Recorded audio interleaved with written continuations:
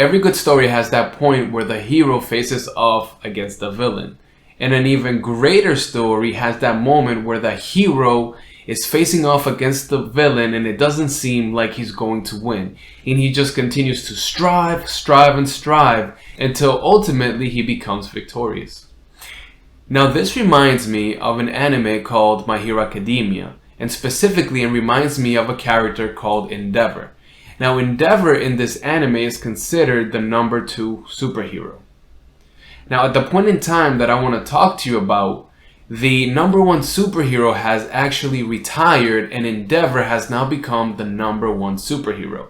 However, at this point in time, it's not clear whether Endeavor truly deserves this spot, because it wasn't like he earned it. Instead, it was that the number 1 superhero retired. So by default, he got that ranking as number 1.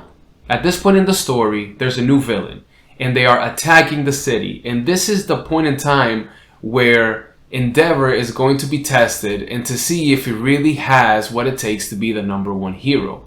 And as we see in the anime, Endeavor is fighting this villain and it doesn't seem like any of his attacks are working. He is trying all of the techniques that he has and he is completely failing. Now it gets to a point in the story where he gets knocked down and we're not sure if he's going to get back up. But like any good superhero, he does get back up and he continues to fight forward. And the final scene of this episode is Endeavor going above all of his limitations and against all odds winning this fight.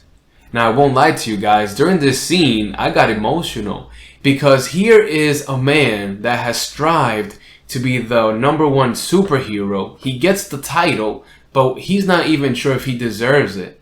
But yet, against all odds, he's able to defend the city and he finally earns the spot as the number 1 superhero.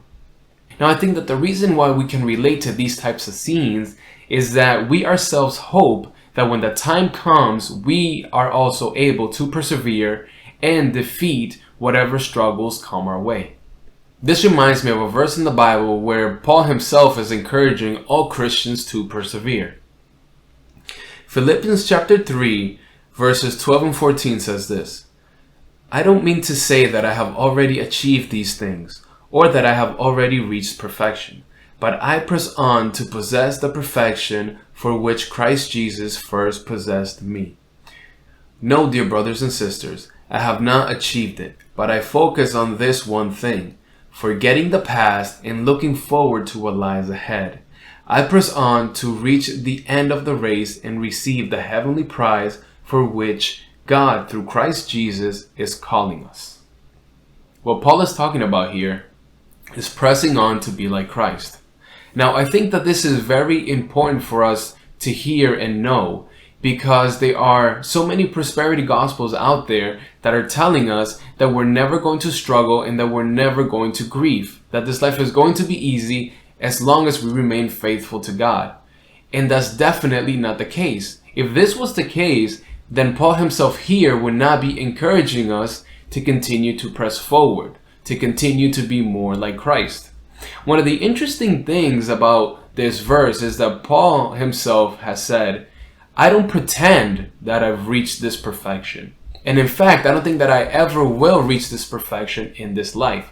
But I still continue to press forward. And this is a calling for us when we reach those times in our lives where we don't see any hope, where we are getting beat down, to not give up and continue to press forward, to continue to rely on God and the God that we trust. Another interesting thing that we see here is that Paul himself is saying that he forgets the past and he continues to move forward.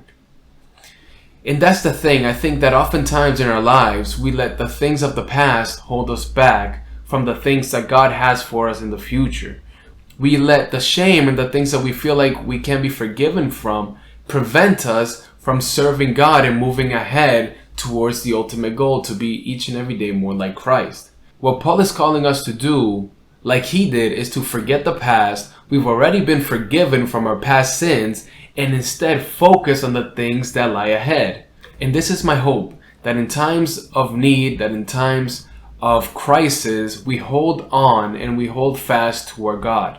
And like Paul and Endeavor, persevere and push forward towards the ultimate goal. And in our case, is to be more like Christ.